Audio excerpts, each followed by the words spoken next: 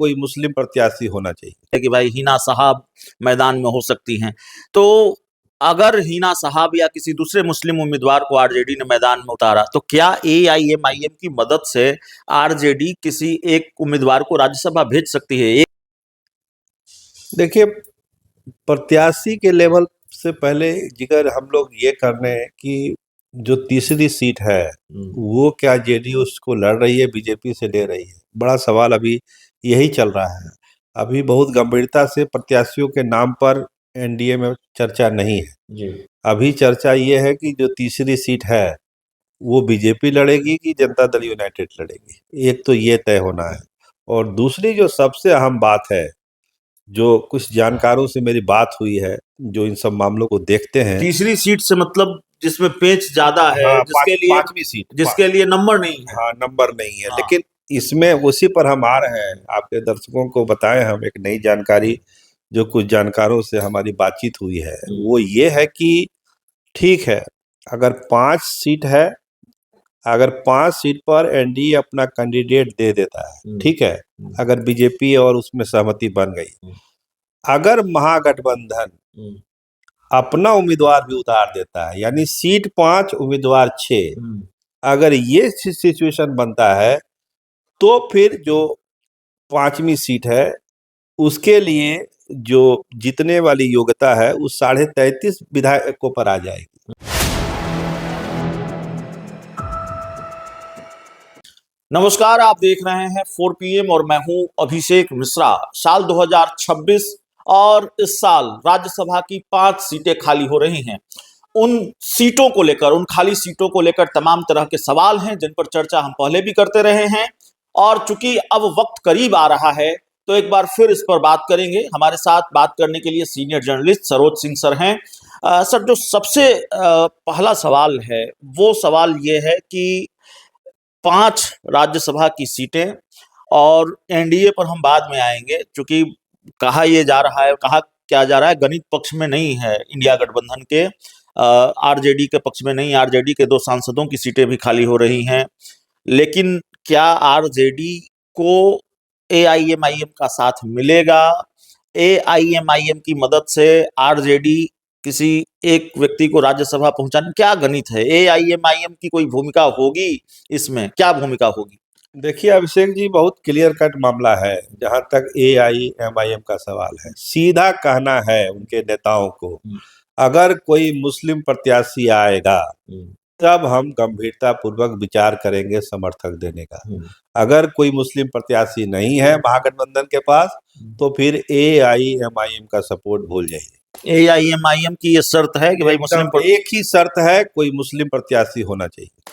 तो फिर दूसरा सवाल यह भी है कि क्या एआईएमआईएम अगर मदद कर दे, अगर मगर का सवाल है, चलिए मान लिया कि चूंकि पेचीदा मामला है इसलिए आपसे बेहतर तरीके से इसको समझने की कोशिश कर रहे हैं। एआईएमआईएम की अगर डिमांड मान ली गई, आरजेडी ने किसी मुस्लिम प्रत्याशी को मैदान में उतार दिया, जैसे कि चर्चा है, कई बार ये चर्चा आती है कि भाई हिना साहब मैदान में हो सकती हैं, तो अगर हिना साहब या किसी दूसरे मुस्लिम उम्मीदवार को आरजेडी ने मैदान में उतारा, तो क्या एआईएमआईएम की मदद से आरजेडी किसी एक उम्मीदवार को राज्यसभा भेज सकती है? एक सीट राज्यसभा की क्या आरजेडी के खाते में आ सकती है एआईएमआईएम की मदद के बाद? देखिए, जो कैलकुलेशन है, अगर एआईएमआईएम सपोर्ट कर रहा है तो 41 का फिगर तो महागठबंधन के पास हो जाता है, लेकिन उसमें भी बहुत सारा छेद है अभिषेक जी। कांग्रेस के 6 जो विधायक है, क्या उस समय वो नीतीश कुमार की बात मान लेंगे?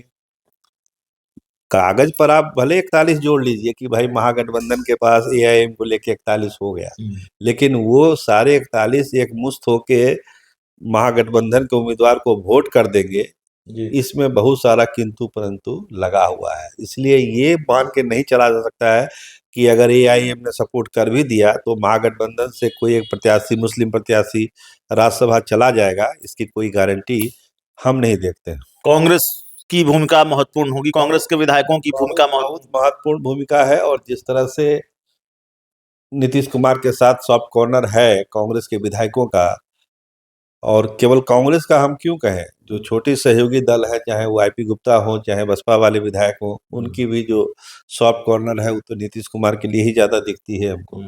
तो उस समय कोई खेल अगर नीतीश कुमार चाहे अपने तीसरे प्रत्याशी को जिताने के लिए, तो एक बड़ा खेल नीतीश कुमार भी उस समय कर सकते हैं। अब जनता दल यूनाइटेड पर आते हैं। बीजेपी भी अपने उम्मीदवार को राज्यसभा भेजेगी, लेकिन जेडीयू से जुड़े सवाल का जवाब जानने में मेरी दिलचस्पी ज़्यादा है, क्योंकि कई बार नीतीश कुमार सरप्राइज देते हैं। जैसे हमने देखा कि एक बार आरसीपी सिंह को राज्यसभा नहीं भेजा, और आरसीपी सिंह को किससे रिप्लेस किया? खीरू महतो से, जिसका जिक्र भी कहीं नहीं था। कई लोगों ने पहली बार खीरू महतो का नाम सुना। तो इस बार जेडीयू से कौन राज्यसभा जा रहा है? नाम तय हैं और बहुत सरप्राइजिंग मामला नहीं होगा, या फिर नीतीश कुमार जैसे पहले सरप्राइज दे चुके हैं उसी तरह से सरप्राइज देंगे, कोई नया नाम सामने आएगा? देखिए, प्रत्याशी के लेवल से पहले जिक्र हम लोग ये कर रहे हैं कि जो तीसरी सीट है वो क्या जेडीयू को लड़ रही है, बीजेपी से ले रही है? बड़ा सवाल अभी यही चल रहा है। अभी बहुत गंभीरता से प्रत्याशियों के नाम पर एनडीए में चर्चा नहीं है जी। अभी चर्चा ये है कि जो तीसरी सीट है वो बीजेपी लड़ेगी कि जनता दल यूनाइटेड लड़ेगी, एक तो ये तय होना है।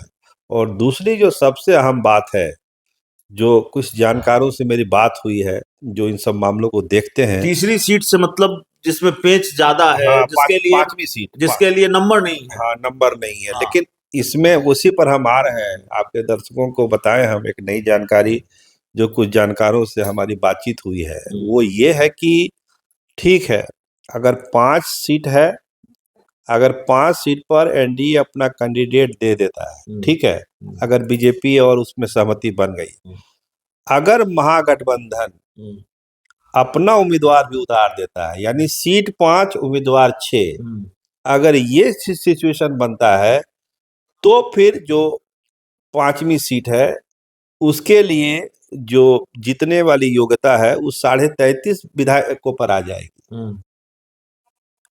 तो अगर एआईएमआईएम सपोर्ट नहीं भी करेगा तो भी महागठबंधन का उम्मीदवार उसी परिस्थिति में जीत सकता है। इस तरह की जानकारी आई है।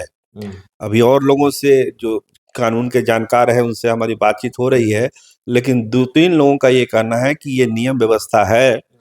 आप भी पता करिए, हम लोग भी पता कर रहे हैं कि अगर छठा प्रत्याशी आ जाता है, 5 उम्मीदवार एनडीए के और छठा प्रत्याशी अगर महागठबंधन का आ जाता है, तो जो अंतिम सीट है, 5वीं सीट है, उसके लिए जो जीत का क्राइटेरिया है वो 41 नहीं होके वो हो जाएगा 33.5, और बची हुई जो 4 सीटें हैं उसके लिए 48 विधायकों की जरूरत पड़ेगी। 202 का फिगर है, तो एक्स्ट्रा सीट केवल 10 बचती है इसके पास, एनडीए के पास, तो 5वीं सीट जिताने की ताकत नहीं बचेगी। वैसी परिस्थिति में महागठबंधन के प्रत्याशी को फायदा हो सकता है, केवल 33.5 सीट पर वोट पर वो उम्मीदवार जीत सकता है। इस तरह की बात है।